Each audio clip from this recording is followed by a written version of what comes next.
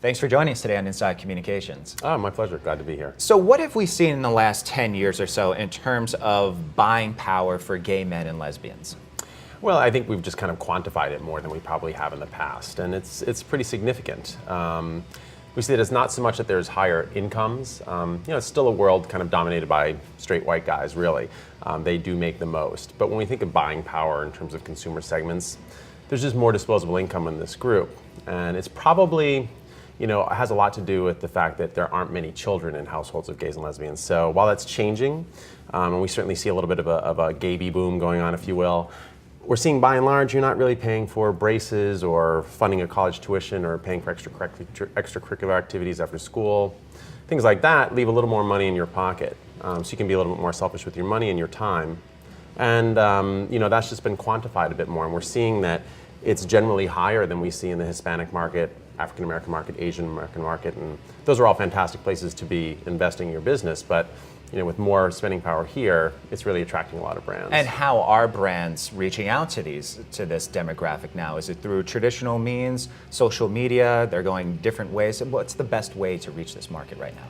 I think actually there's not enough brands in the market, but the ones that are seem to be doing a good job. I mean, I think the move overall for any kind of marketing or segment marketing is really to have a kind of an integrated 360-degree approach, multi-touch point, and they are doing that. So we're seeing that there might be print campaigns, but that's rather complemented perhaps by a digital campaign, social media, a lot of events, and some public relations. So whatever the lever might be that they're pulling in terms of a tactical engagement is generally a mix of those. So let's go inside one of these brands. Who is doing a good job of pulling that lever, of really reaching out to this market?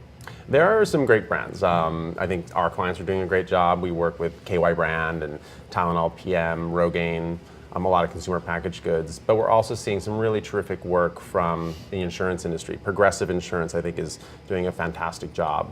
Wells Fargo has, from the financial services viewpoint, done an outstanding job, and that's been, I think, going on close to 20 years. So they're really a standout brand. Even locally here in New York, Manhattan Mini Storage, a great job with the gay and lesbian market. Now, when you talk about Wells Fargo, they're doing a great job. Do they know that marketplace? Because you mentioned earlier, not as many kids, disposable income. The buying patterns are a little bit different. So are they targeting what they're promoting to this market in a different way than they would to, say, a straight market? Yeah, I think that's always the key. When you're marketing any brand or a service or a product, how is it relevant to that consumer, and are you serving it in a way that's kind of maybe culturally resonant? So I think for financial services industry, there's going to be unique needs for every customer, whether they're a single parent, a household of 5 kids, gay and lesbian couple, a single person. But they do know that the gay and lesbian community is by and large very important to them. There is this higher income, as you were talking about, or rather I should say higher disposable income. So they are serving up things of like, okay, we know you're gay and lesbian, maybe they don't recognize marriage in the state you live in. We can create some special financial packages that kind of protect you. And similarly, just a welcoming attitude. It's a little awkward sometimes in some places in this country to open up a checking account or a mortgage for 2 women, let's say. So knowing that this is a friendly place where you can come, and that's part of their communication points, and we see other competitors doing the same thing, that's very important. And it's a way to make it relevant to those consumers. And you mentioned Manhattan Mini Storage. What's the interplay there? Why are they doing such a good job?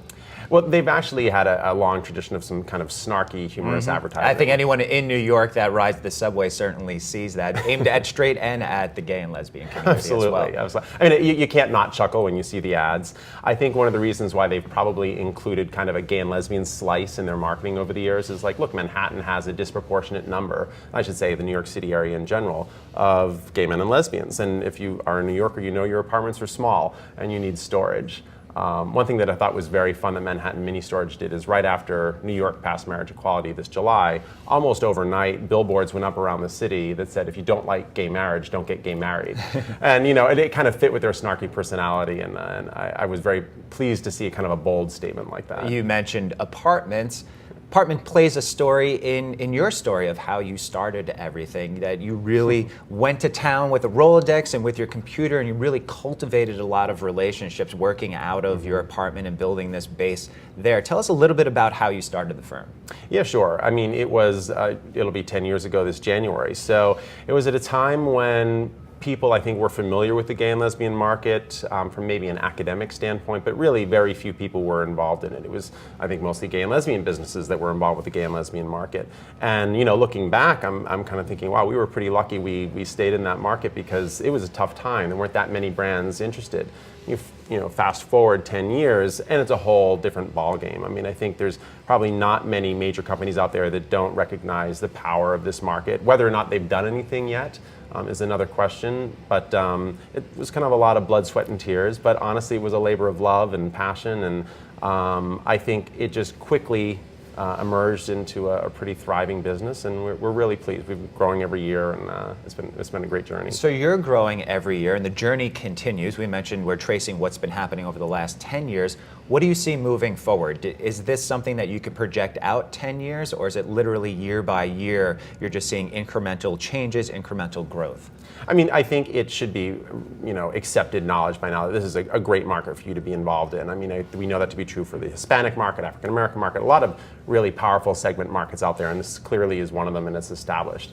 What I think will happen, if we're kind of projecting like what's on the horizon, if you will, I mean, years ago it might have been that you'd run one of your general market ads in a gay or lesbian magazine, and that was kind of forward thinking for the time.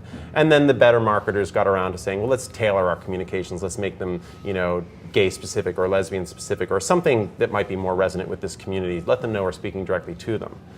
And that's kind of happening today. What's starting to emerge now, though, is really taking it to the next level. And let's have greater visibility and inclusion in general market media. And it's a little bit like kind of putting the money where your mouth is. If you're going to go very boldly out there with creative or a public relations campaign that shows some sort of acknowledgement of support for your gay and lesbian customers outside of gay media where it might otherwise be unseen, it's a pretty bold step.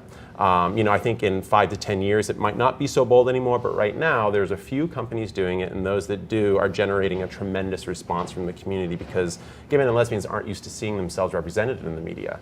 And so when they see a brand taking that bold step and saying, we're talking directly to you and the world can see this, it really makes an impact. And how much of an impact does, say, TV shows, Modern Family, super successful, super popular sitcom with gay characters, and being gay is part of the character, but they don't really hammer it home, bang it over your head. How's that changing in terms of acceptability and things like that, actually seeing portrayals in sitcoms and in dramas? I think in terms of media and entertainment, it's really paralleling also what's happening in marketing and business and society as a whole. If you think about it, let's go back 10 years. We had Will and Grace, which is kind of very groundbreaking, and I think that kind of media attention really did change things in this country. Graduate a few years, you had Queer Eye for the Straight Guy, which at the time was rather shocking, and then 2 years later seemed to be just kind of fun.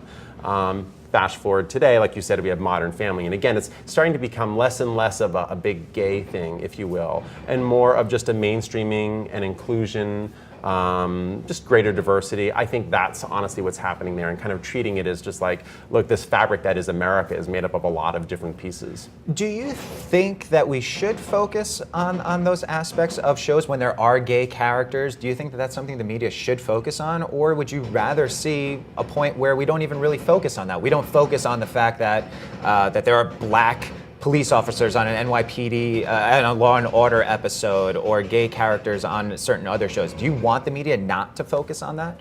I wouldn't put it that way. I would say there's a first for anything and everything. Like you were saying, the first time maybe an African American was profiled in a pretty prominent position in a TV show. That was groundbreaking at that time and probably deserved a lot of attention and accolades. The same is true with, I think, gay and lesbian visibility in the media. When it starts to happen in the early stages, it does deserve some recognition and attention. I think whether you're a TV show producer or a marketer or a public relations executive, if you're putting that out there very visible and for everyone to see, I think that does deserve recognition. But I would say we're moving to a time where it's just going to kind of become a non-issue, and it should. And almost like you're saying with Modern Family, that gay couple on that show, which is just so popular, they're just mixed in with all these other incredibly popular characters. It's not like it centers around them or it's solely around them, where on Will and Grace, the gay factor was really amped up. Modern Family, you're starting to see it's just more like just part of it. Yeah, and on Will and Grace and some of the other shows, it defined what the show was about, really stapled that as the show. And as you mentioned, Modern Family has all the different types of, all the demographics that are reaching there. What other trends in the media are you seeing in terms of gay people being profiled, gay people being put out in front of the media? Will we see a day when there are gay and lesbian spokespeople for products that aren't necessarily geared towards gay and lesbian? We already have, actually. I mean, Ellen DeGeneres, who's, you know, out as a queen of daytime TV, right? She was a spokesperson for CoverGirl Cosmetics for a while, I think maybe just only a year and a half, 2 years ago. And that's a sea change. I mean, we had a period in the 90s when she had a popular sitcom on TV that she used as a platform very publicly and visibly to come out. And it might have been too soon for America. She definitely got some kind of backlash for that and went away for a while. But look how time has changed. She's emerged. She's just kind of a beloved, jewel of daytime television, and everyone loves her.